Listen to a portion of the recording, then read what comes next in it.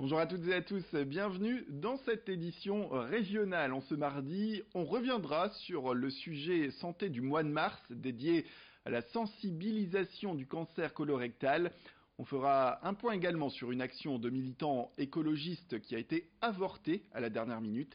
On parlera de sport au travail également. Mais avant cela, un point sur votre météo. Le temps s'éclaircit après les averses et surtout les vents violents d'hier. On le rappelle, avec des rafales à 100 km à l'heure. Le soleil fait son apparition également, mais des pluies persistent. Les vents se réduisent à environ 23 km à l'heure sur le territoire des Hauts-de-France. Côté température, eh bien, vous noterez 12 degrés pour les maximales du côté de Lille, 10 degrés du côté de Dunkerque ou encore Calais, 11 degrés à Saint-Omer au meilleur de la journée ainsi qu'à Arras. Vos prévisions complètes concernant la météo, ce sera tout de suite après cette édition. Les titres, et après septembre en or qui parle du cancer des enfants, et bien place à octobre rose qui parle du cancer du sein et également à mars bleu. C'est une période de sensibilisation à l'importance des dépistages du cancer colorectal. En France, 45 000 nouveaux cas sont recensés en France, ainsi que 18 000 décès au total. C'est le troisième cancer chez les hommes et le deuxième chez les femmes. L'idéal, selon les professionnels de santé, est de faire un dépistage tous les 2 ans, une fois passé la barre des 50 ans. Mais peu de personnes le font. La faute à un sujet et à une pratique de recherche un peu tabou, puisque pour pouvoir détecter un éventuel cancer colorectal, il faut pouvoir apporter ces selles aux médecins. Reste que la sensibilisation gagne du terrain. Au centre Oscar Lambré, ce mardi, il y avait par exemple une journée pour sensibiliser les patients de ce centre à ce fameux dépistage. Tout au long du mois, ils vont aussi effectuer une campagne de sensibilisation pour le grand public, et notamment via les réseaux sociaux.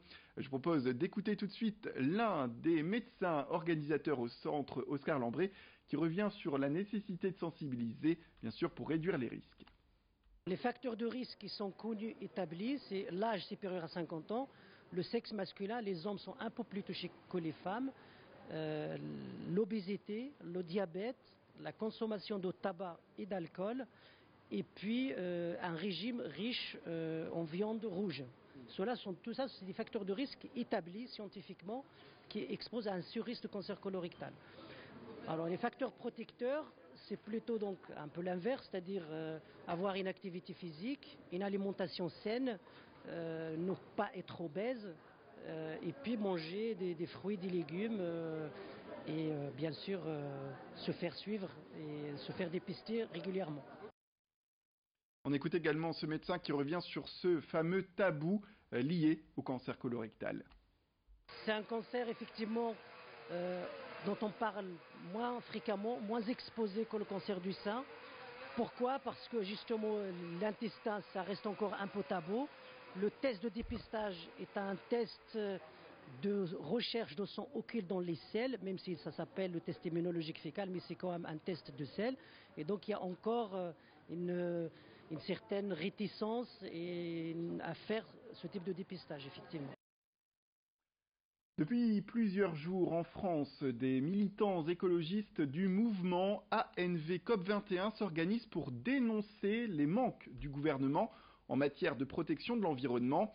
Leur idée est de décrocher et d'emporter avec eux le portrait du président de la République dans les mairies.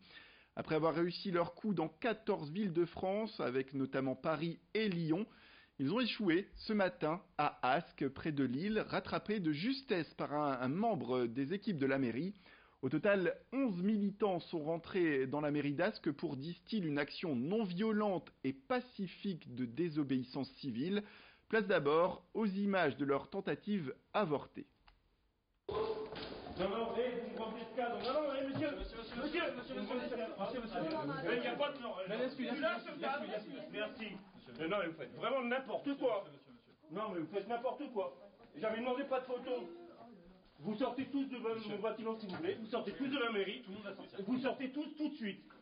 Vous me cherchez une autorisation quelque part pour pouvoir faire ce que vous êtes en train de faire. Vous n'avez pas le droit de faire ça. Ok? Je m'en fous.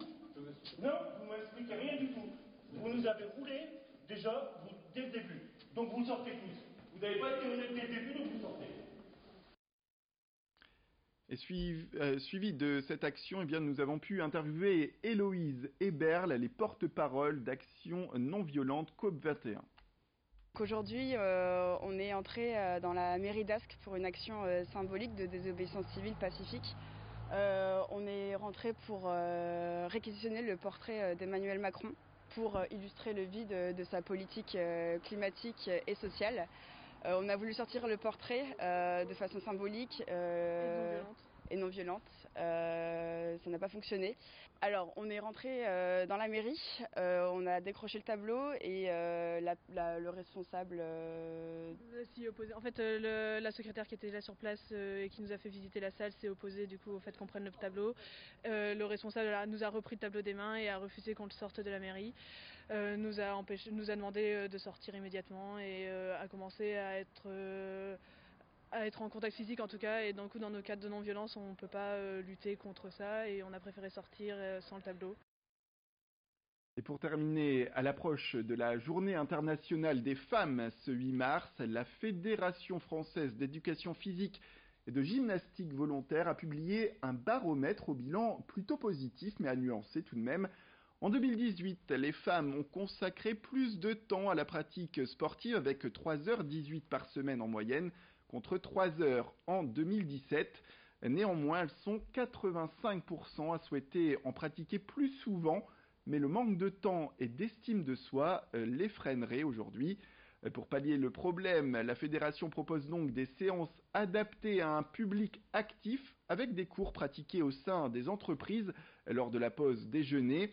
C'est le cas dans une banque de Lille depuis 3 ans. Nous sommes allés rencontrer les participants et les organisateurs pour parler notamment des bienfaits que tout cela apporte. Un animateur de la fédération de l'éducation physique gymnastique volontaire vient faire une séance de 45 minutes ou d'1 heure aux salariés, hommes ou femmes. On a quand même toujours 80-85% de femmes pour 10-15% d'hommes. Ça leur apporte la détente, ça leur apporte...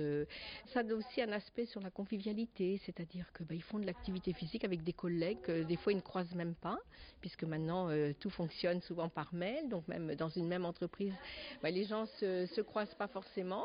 Donc ça apporte un aspect là quand même positif, et puis c'est surtout une détente importante et l'entretien de soi.